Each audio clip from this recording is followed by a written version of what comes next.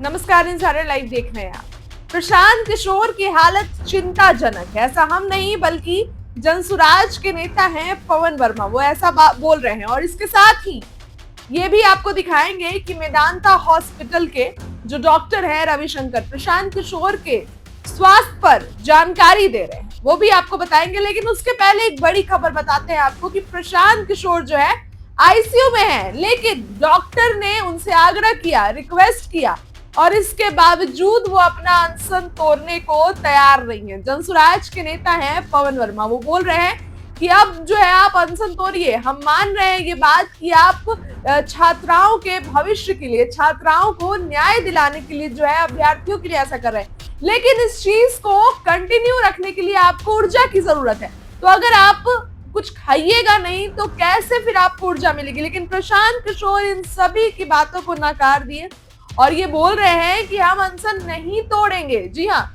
बताते चले कि प्रशांत किशोर जो है सोमवार की सुबह 4 बजे जो है उनकी गिरफ्तारी हुई और उसके बाद जो है उनको जेल ले जाया गया। पहले उनको कंडीशनल बेल मिली और फिर उनको जो है प्रशांत किशोर ने कहा कि कंडीशनल बेल नहीं चाहिए, अनकंडीशनल बेल मिल गई फिर प्रशांत किशोर को। लेकिन उसके बाद उन्होंने प्रेस वार्ता की और फिर कल सुबह यानी कि मंगलवार की सुबह हॉस्पिटल जाना पड़ा। मेदांता हॉस्पिटल में एडमिट थे, वीकनेस था उनको, कमजोरी था और 5 से 4 दिन वो अनशन पे बैठे, डिहाइड्रेशन भी उनको हो गया था, इस कारण से उनको हॉस्पिटल ले जाया गया।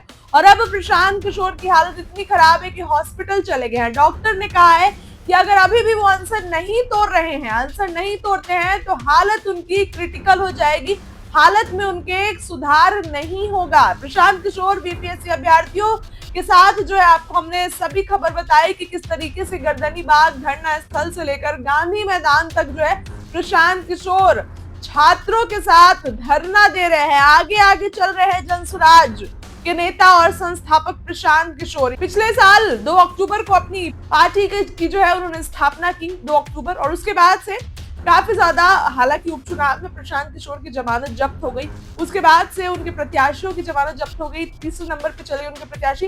लेकिन बीपीएससी का मुद्दा प्रशांत किशोर अभ्यर्थियों के साथ है, अभ्यर्थियों से भी खूब प्यार मिल रहा है। आपको हमने खबर बताई थी कि किस तरीके से सिविल कोर्ट के बाहर प्रशांत किशोर के चाहने वालों का नारा लग रहा था, शेर आया शेर आया।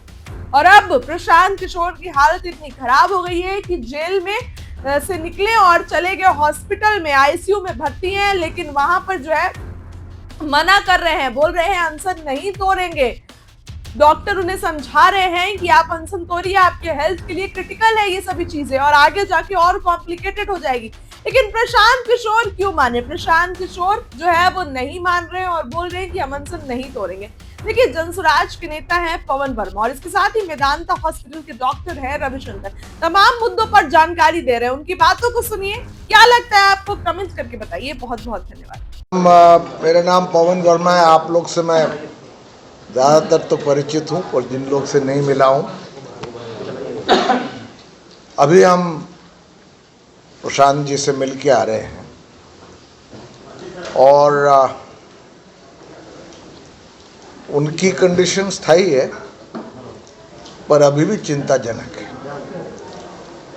डॉक्टर शंकर हमारे साथ, रविशंकर जी बैठे हैं, वो आपको और विस्तार में बताएंगे। वो आईसीयू में हैं और अपना अनशन न तोड़ने पर अटल है।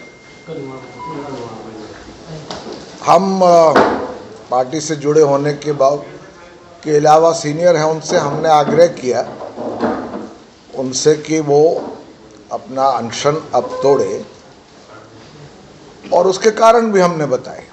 हमने कहा आपका जो मुहिम है आपकी, वो बिहार में एक बुनियादी परिवर्तन लाने की है, जिसमें युवाओं का जो मसला है, जो उनके साथ खिलवाड़ हो रहा है आज, वो भी एक बहुत बड़ा मसला है, पर बहुत से और बुनियादी बदलाव लाने की ज़रूरत है और ये लड़ाई लंबी है और आपको उसके लिए ऊर्जा चाहिए।